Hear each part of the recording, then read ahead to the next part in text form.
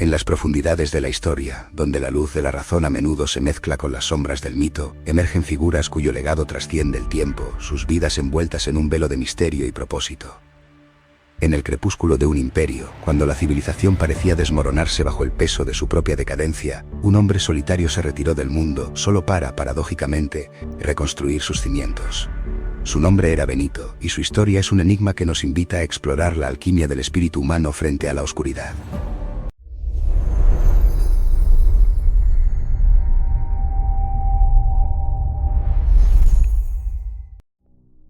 Bienvenidos, buscadores de la verdad oculta, a Código Misterio. Hoy nos adentramos en la vida de un hombre cuyo eco resuena aún en los monasterios silenciosos y en los pilares de nuestra propia cultura, San Benito de Nursia. ¿Quién fue este monje que huyó de la depravación romana para fundar una forma de vida que moldearía Occidente? ¿Fueron sus actos simples manifestaciones de fe? ¿O acaso fue un conducto para fuerzas más grandes? ¿Un visionario con la capacidad de ver más allá de su época? Nacido en Nursia, en el año 480 de nuestra era, Benito vino al mundo en un momento de inflexión. El otrora glorioso imperio romano se desangraba, sus fronteras porosas, sus ciudades sumidas en la anarquía y la depravación moral. Roma, la ciudad eterna, era ahora un crisol de vicios y desesperación, muy lejos del ideal de grandeza que alguna vez representó. Joven y prometedor, Benito fue enviado a la capital para recibir educación, un privilegio reservado para la élite de su tiempo. Sin embargo, lo que encontró allí no fue el esplendor del conocimiento, sino un abismo de corrupción y decadencia que lo repelió hasta lo más profundo de su ser. Los placeres fáciles, la superficialidad de la vida urbana y la evidente falta de un propósito trascendente lo impulsaron a una decisión radical. Fue una intuición, un presagio de la oscuridad inminente que envolvería a Europa, lo que lo llevó a un rechazo tan vehemente. Decidió abandonar el mundo, no por cobardía, sino por una búsqueda desesperada de pureza y significado en un universo caótico. Su primera parada fue en Enfide, donde una mujer de fuerte carácter lo retuvo por un tiempo. Pero el llamado a una soledad más profunda era irresistible. Poco después, se retiró a una cueva en la región de Subiaco, un lugar remoto y salvaje, donde las montañas rocosas guardaban sus propios secretos ancestrales. Allí, en la más absoluta soledad, comenzó su verdadera metamorfosis. Durante 3 años, Benito vivió como un ermitaño, asistido únicamente por un monje llamado Romanus, quien le suministraba pan y agua mediante una cuerda. Esta etapa fue un crisol de pruebas, un campo de batalla donde el joven asceta se enfrentó a las más crueles tentaciones. Se dice que el diablo, en forma de un pájaro negro, intentó distraerlo de su oración, un símbolo de las fuerzas oscuras que acechan la mente humana en su búsqueda de lo divino. Más tarde, una intensa tentación carnal, avivada por el recuerdo de una mujer, lo atormentó hasta el punto de la desesperación. Para vencerla, se arrojó desnudo sobre un zarzal espinoso, una mortificación extrema que, según la leyenda, no solo lo liberó de la pasión, sino que lo inmunizó contra ella para siempre. ¿Fueron estas batallas meras alegorías psicológicas, o acaso una interacción directa con entidades invisibles, una lucha real entre la luz y la sombra en el alma humana? La fama de su santidad, a pesar de su deseo de anonimato, comenzó a extenderse. Pastores y monjes locales acudían a él, buscando consejo y dirección espiritual. La energía que emanaba de este ermitaño, su serena autoridad y su profunda sabiduría, eran inexplicables para muchos. Finalmente, una comunidad de monjes en Vicovaro, tras la muerte de su abad, lo persuadió para que asumiera su liderazgo.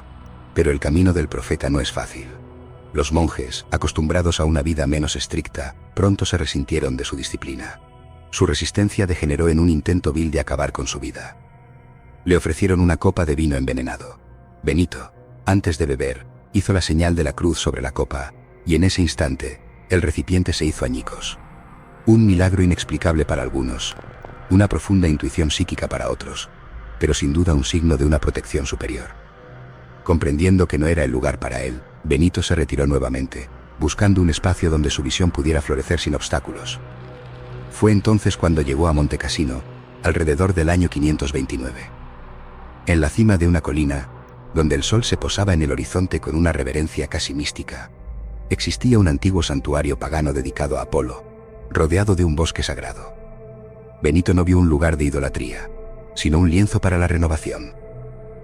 Con una determinación que desafía la comprensión de su tiempo, derribó el ídolo, taló el bosque sagrado y construyó sobre las ruinas del templo un oratorio dedicado a San Martín y una iglesia dedicada a San Juan Bautista. Monte Cassino no sería solo un monasterio, sino un faro de civilización en una Europa sumida en el caos, un lugar donde el espíritu humano podría florecer. Allí, Benito dio forma a lo que se convertiría en su legado más duradero, la regla. No era un mero conjunto de leyes, sino una filosofía de vida, un diseño arquitectónico para el alma. Su lema, ora et labora, reza y trabaja, era una llamada a la armonía entre la contemplación y la acción, la piedad y la productividad. La regla de San Benito enfatizaba la estabilidad, la obediencia al abad y la conversión de las costumbres. Un camino para transformar el interior, y a través de él, el mundo exterior. ¿Cómo pudo un documento tan sencillo, escrito por un hombre que se retiró del mundo, tener un impacto tan profundo y duradero en la configuración de la sociedad occidental, preservando la cultura y el conocimiento durante los oscuros siglos que seguirían? En Monte Cassino, los relatos de sus poderes milagrosos y proféticos se multiplicaron. Se cuenta que resucitó a un joven que había sido aplastado por un muro, que salvó a un monje de ahogarse y que, con una oración, hizo brotar agua de una roca en tiempo de sequía. Su capacidad para prever el futuro era asombrosa. Predijo la visita de Totila, el temido rey de los ostrogodos, y le profetizó su eventual muerte y la destrucción del propio Monte Cassino, eventos que se cumplirían con precisión escalofriante. Realizó exorcismos y curaciones, demostrando un dominio sobre fuerzas que la ciencia moderna aún lucha por comprender. Pero quizás la más enigmática de todas fue su visión del mundo entero. En una ocasión, mientras oraba, experimentó una revelación trascendente. Todo el universo se le apareció recogido en un único rayo de luz. Fue una visión mística de la interconexión de todas las cosas, una experiencia de la unidad divina, o un conocimiento precognitivo de la inmensa influencia que su humilde obra tendría en la historia. Este tipo de experiencias, reportadas por místicos a lo largo de los siglos, sugieren una dimensión de la realidad que va mucho más allá de nuestra percepción cotidiana. Senadores romanos, nobles y gente común, atraídos por su santidad y sabiduría, acudían a él para buscar consejo y guía. Se convirtió en un árbitro espiritual, un consejero de reyes y un padre para los afligidos.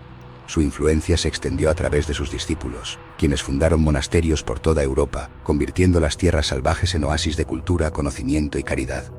Los monjes benedictinos, a través de su trabajo manual y su dedicación al estudio, preservaron manuscritos, desarrollaron nuevas técnicas agrícolas y sentaron las bases para la educación. Fue un silencioso acto de subversión contra la barbarie, un misterioso triunfo de la fe y la disciplina. La vida de San Benito de Nursia, ese hombre que huyó del mundo para salvarlo, culminó en el año 547.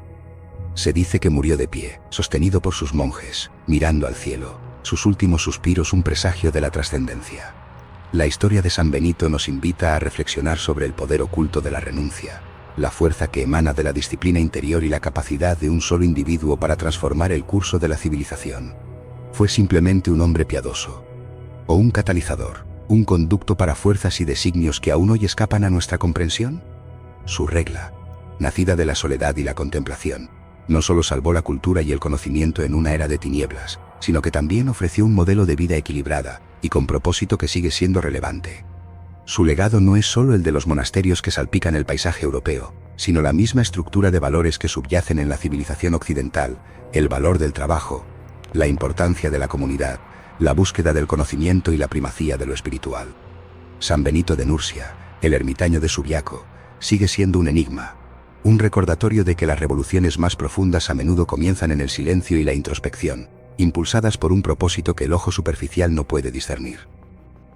Mientras cerramos este capítulo, recordemos que el verdadero misterio no siempre reside en lo extraordinario, sino a menudo en el impacto silencioso y prolongado de una vida dedicada a un ideal superior.